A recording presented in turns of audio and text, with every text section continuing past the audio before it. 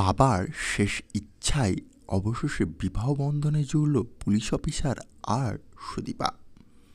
বন্ধুরা, আমরা দেখতে পাবো সুন্দর ও তো দাদা যখন তার সেই বিবাহ ইচ্ছা পূরণ করতে পারে না, তখন তারা গুন্ডা পাঠায় এবং সেই গুন্ডারা মিলেমিশে অবশেষে সুদীপাকে না পেয়ে তার বাবাকে পেয়ে যায় সামনে। তাকে সঙ্গে সঙ্গে গুলি মারলে সেখানেই চিতিয়ে পড়ে তার বাবা এবং সে আওয়াজ শুনে সুদীপা সেখানে উপস্থিত হলে অবশেষে তাকে হসপিটালে অ্যাডমিট করে। তখন সেখানে পৌঁছে যায় সেই পুলিশ অফিসার বাবু এবং তাদের দুজনের হাত এক জায়গায় করে অবশেষে সুদীপার বাবা বলে, আমার শেষ ইচ্ছা একটাই, তুমি বাবা আমার মেয়ের দায়িত্ব নিও আর এই নবীনপুরকে নতুন রূপে ফিরিয়ে এনো আর আমার মেয়েটিকে পড়াশুনো করিয়ে নার্সিং করে অবশেষে ডাক্তার বানিও। আমার শেষ ইচ্ছা হচ্ছে তোমরা দুজনে এক হয়ে অবশেষে বিবাহিত হবে। সেই কথা বলে দম ত্যাগ করে দেয় তার বাবা। তখন সুদীপা তো কেঁদে করেই যায় এবং সে কিচ্ছু করতে পারে না। তখনই আমরা দেখব তার পিসি পুলিশ অফিসারকে বলে, প্লিজ বাবু, আমার দাদার শেষ ইচ্ছাটা বাঁচিয়ে রেখো। সে আর এই দুনিয়াতে নেই হয়তো, কিন্তু তার কথাটা তুমি দাম রেখো। তখন আদিত্য বাধ্য হয়ে একতরফা অবশেষে বিবাহ বন্ধনে জড়িত হয় সুদীপার সাথে। আর আমরা দেখব পরমার খবরাখবর সব কিছু জানাতে থাকে এইসব তারই বাড়ির আদিত্যর এক শয়তানি দিদি। সে সমস্ত কিছু বুঝতে পেরে যায় আগে ভাগে, কীভাবে অভ্র ছেড়ে চলে যায় হানিমুন না করে, আর এদিকে সুদীপার সাথে অবশেষে বিবাহ বন্ধনে জুড়তে চলেছে আদিত্য। সঙ্গে সঙ্গে পরমাকে বলে এখানে বিবাহিত হচ্ছে আদিত্য আর সুদীপার। তখন পরমা ছুটে এসে উপস্থিত হয় তাদের বিবাহ বন্ধনের মাঝখানে। তখনই পরমাকে দেখে সুদীপা বলে, একে তুমি ভালোবাসতে?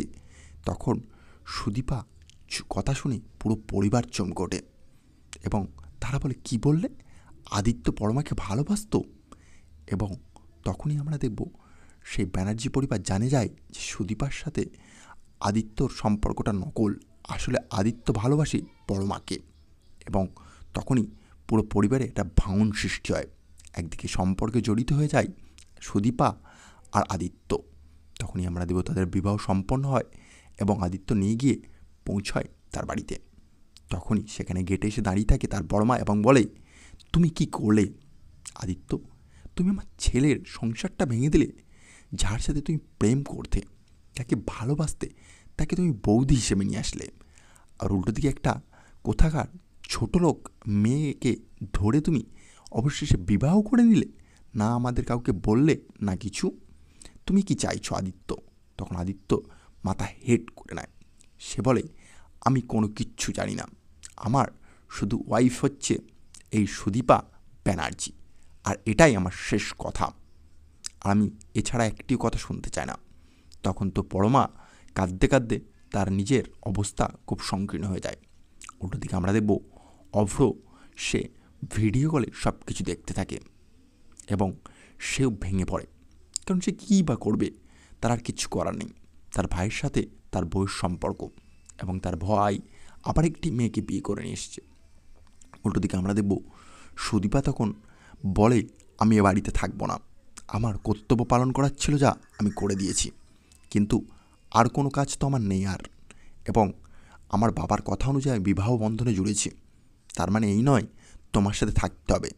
কারণ তুমি যাকে ভালোবাসো নিজের ভাবো, তাকেই তুমি বৌদি সে বাড়িতে রেখেছো, তার মানে তুমি হয়তো অন্য কিছু চাইছো বৌদির সাথে সম্পর্ক চালাতে। তখনই আদিত্য পুরো পরিবারের সামনে সুদীপাকে একটা ঠাঁটিয়ে চড় মারে আর সুদীপা পুরো থতবত হয়ে যায়। সে মুখ দিয়ে কোনো আর কথা বলে না, সেখানে চুপ হয়ে যায়। আর দেখব আদিত্য সুদীপাকে টানতে টানতে তার ঘরে নিয়ে গিয়ে বলে, এখানে আজ থেকে তুমি থাকবে, আর পরমা তুমি চলে যাও অভ্রর ঘরে, তুমি অভ্রর ওয়াইফ এবং তোমার জায়গা সেখানে, আমার ঘরে নয়। তখন আমরা দেব পরমা তার ব্যাগপত্র গুছিয়ে নেয় এবং সে বলে, আমি আর বাড়িতেই থাকবো না, আমি চলে যাব এই বাড়ি ছেড়ে। তখন আদিত্য গিয়ে হাত ধরে পরমার এবং বলে, আমার জন্য তুমি বাড়িতে থেকে যাও।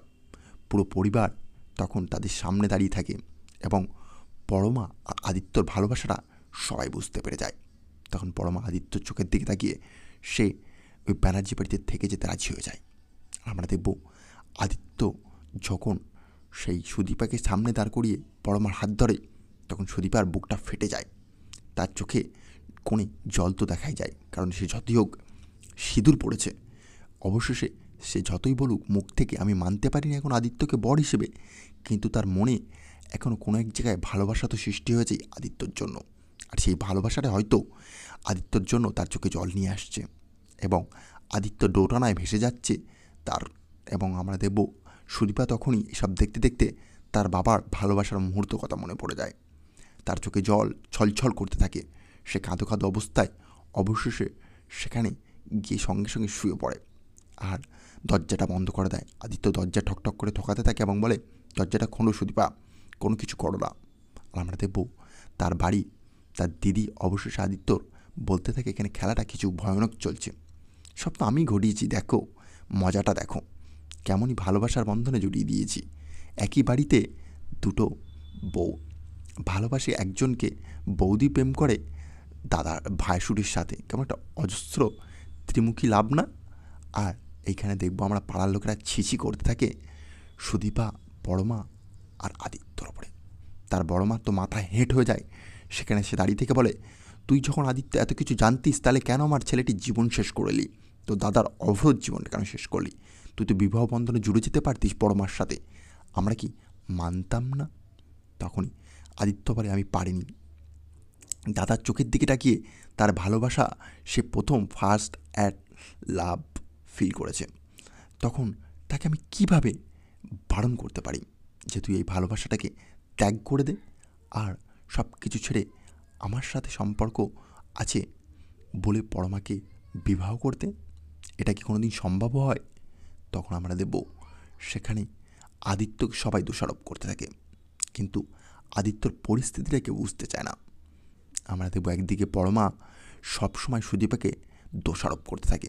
পরের দিন সকাল হলেই সুদীপা ঘরের ভেতরে কাঁদতেই থাকে, কারণ সে বুঝতে পারে তার বরের সম্পর্ক আছে অবৈধ অন্য একটি মেয়ের সাথে, সেটি আর কেউ না, তার বৌদি।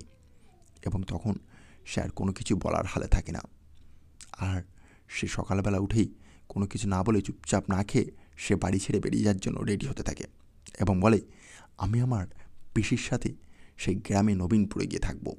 তখনই আমরা দেবো তার পিসিকে দেখানো হয়। সে হাম্মা করে কাঁদতে থাকে আর বলে, মেয়েটা ছেড়ে চলে গেল আমাদেরকে, আর আমার দাদাটাও চলে গেল। এত তাড়াতাড়ি এত কিছু হয়ে যায় আমি বুঝতে পারিনি। দাদা তুমি কেন ছেড়ে গেলে? এবং কাঁদতে থাকে। তার উল্টো দিকে আমরা দেখব দীপা যখনই সব কথা বলে চলে যেতে যায়, আদিত্য তাকে বারণ করে এবং হাত ধরে বলে, তোমার যদি সুন্দর আবার কোনো ক্ষতি করে দেয়, আমি ঋণ শোধ করতে পারিনি এখনও তোমার বাবার মৃত্যুর, আর আমি তোমার কোনো ক্ষতি কিভাবে মেনে নিতে পারবো? এবং সুদীপাকে জড়িয়ে ধরে আটকে দেয়। অবশেষে আদিত্য একটা ভালোবাসাও দেখায় সুদীপার জন্য, এবং তার চোখে দেখা যায় সুদীপার জন্য একটা ভালোবাসা, কিন্তু সে বোঝাতে পারে না, কারণ বড়মা তার সামনে দাঁড়িয়েই থাকে। অবশেষে তার বড়মা তাকে পরমাকে রান্নাঘরে দেখায় এবং বলে, তোমাকে আমি স্ত্রী হিসেবে মেনে নিতে পারি, কিন্তু এই সুদীপাকে নয়।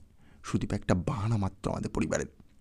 আর আদিত্য যেটা কাজটা করেছে সেটা খুবই খারাপ কাজ, এবং পরিবারের লোকজন সবাই সুদীপাকে ছিছি করতে থাকে। আর আমরা দেব আদিত্যর মা সে লুকিয়ে লুকিয়ে অবশেষে খাবার বানিয়ে ঘরের ভিতরে গিয়ে দিয়ে আসে সুদীপার এবং বলে, মা তুমি রাগ করো না, তোমার কিচ্ছু হয়নি, খাবারটা খেয়ে নাও এবং সুস্থ হয়ে যাও। কতদিন এমনভাবে চালাবে? যা হয়ে গেছে হয়ে গেছে। আদিত্য অমন ছেলে নয়, সে হয়তো কোনো দোটানায় পড়ে এই কাজটা করেছে। অবর হয়তো প্রচণ্ড ভালোবাসত, সার দাদার ভালোবাসার দিকে তাকিয়ে সে আর মানতে পারেনি যে সে পরমার দিকে তাকাবে। আর তোমার সাথে তার সম্পর্কটা যখন হয়েছে সেটা মেনে নাও, কারণ সে যতই হোক তোমার স্মৃতিতে সিঁদুর পরিয়েছে, আর আজ থেকে ওই পুলিশ অফিসারই তোমার হাজব্যান্ড, এটা তুমি অ্যাকসেপ্ট করো এবং তোমাকে এটা মেনে চলতে হবে, তুমি যতই না না করতে থাকো। তখন আমরা দেখব সুদীপা কাঁদতে কাঁদতে বলে, কি করব মা, আমার তো জীবনভর মা ছিল না, আমার বাবা ছিল একমাত্র, সেই ব্যক্তিটাই আমাকে মার অভাব বুঝতে দেয়নি এবং সে আমাকে সবসময় আঁকড়ে বেঁচে থাকতাম, এবং আজ সেই নেই দুনিয়াতে, আমি কি করলে সব কিছু ফিরিয়ে পাবো বলো তো? তখন আমরা দেব তার মা তাকে বোঝায় এবং বলে, আজ থেকে তোমার মা বলতে আমি আছি তো, তোমার যা অসুবিধা হবে সব কিছু আমাকে খুলে খালে বলবে, কোনো প্রবলেম হলে আমাকে জানাবে, কিন্তু কোনো দুঃখিত অনুভব করবে না, কারণ তোমার জন্য আমরা আছি, এই পরিবার আছে। আর তখনই সুদীপা বলে, আমি এই খাবারটি খেতে পারবো না, এখন আমার মন চাইছে না। তখন সুদীপাকে মাথায় হাত বুলিয়ে অবশেষে গালে তুলে খাইয়ে দেয়, এবং সুদীপা কোনোদিন মায়ের ভালোবাসা পায়নি বলে অবশেষে তার হাতে খাবার খেতে রাজি হয়ে যায়, এবং সে একের পর খাবার খেতে থাকে। আর আমরা দেখব এদিকে বড় মা তার শাশুড়ি মাকে হাত করে ফেলে, এবং সুদীপাকে অবশেষে ভালোবাসতে থাকে তার শাশুড়ি, এবং একে অপরের সম্পর্কে দুজনে মিলে লড়াই করতে থাকে। এবং সুদীপা বলে, আমি এই পরিবারে থাকতে চাই না, আমি চাই শুধু ডাক্তার হতে। এবং তখনই আমরা দেখব তাকে আদিত্য বলে, আমি এসে যে আমি তোমাকে ডাক্তার করব, আর যাই হোক তোমার জন্য আমি আছি, এবং তোমার স্বপ্নকে আমি সম্পূর্ণ করব, এবং তোমার বাবার মৃত্যুর দায়ভারকে আমি সব কিছু খুঁজে তাকে শেষ করে দেবো। ওই সুন্দর তোমাকে ক্ষতি করার চেষ্টা করেছিল, পরিবার শেষ করে দিয়েছে, সেটা আমি ছাড়বো না। এবং ওই নবীনপুরকে নতুন করে না গড়ে উঠতে পারলে আমার নাম আদিত্য ব্যানার্জি নয়। এবং সেই বলে আদিত্য অবশেষে চলে যায় ঘরের ভেতর থেকে। আর আমরা দেবো সুদীপাকে সোনা বাছা করে তার শাশুড়ি মা খাওয়াতে থাকে গালে তুলে এক এক করে। সুদীপাও ধীরে ধীরে সেই পরিবারকে মানিয়ে নিতে থাকে। আর বড়মা মনে মনে বলে, এই পরিবারকে কবজা করে আমি তোমাকে শেষ করে ফেলবো সুদীপা, তুমি আমার ভালোবাসাকে ছিনিয়ে নিয়েছো আমার চোখের সামনে থেকে, আমি এটা কোনো দিন মানতে পারবো না। তোমার জন্য সে আমাকে ছেড়ে দিয়েছে, আমাকে ভালোবেসে আমাকে জড়িয়ে ধরে নিজের করে, পরিবর্তেও সে আমাকে ত্যাগ করেছে, এটা আমি কি করে ছাড়তে পারি? আর সে আমাকে বিবাহ না করে তোমাকে করলো, আমি কি কোনো দিনটা মানতে পারবো? কোনো দিন নয়। আর তার জন্য তোমাকে সব ত্যাগ করতে হতে পারে ম্যাডামজি, ডাক্তার হওয়ার স্বপ্ন তোমাকে আমি শেষ করেই দেবো। এবং সেই পরমা অবশেষে পরমা রানী সে রেগে যায় প্রচণ্ড সুদীপা রানীর ওপরে, এবং বলে, তোমাদের এই দুজনের সম্পর্কের মাঝখানে কাঁটা হয়ে দাঁড়াবে এই পরমা রানী, তার গ্যারান্টি নিলাম আমি, এবং তোমার স্বপ্নকে চূর্ণ বিচূর্ণ করে দেবো আমি, মনে রেখো আমারও নাম পরমা। এবং এখানে শেষ হয়ে যায় আজকের এপিসোড। বন্ধুরা, ভালো লাগলে চ্যানেলটি সাবস্ক্রাইব করে দেবেন এবং একটি লাইক দিয়ে কমেন্ট করে জানাবেন আপনাদের কেমন লেগেছে ভিডিওটি।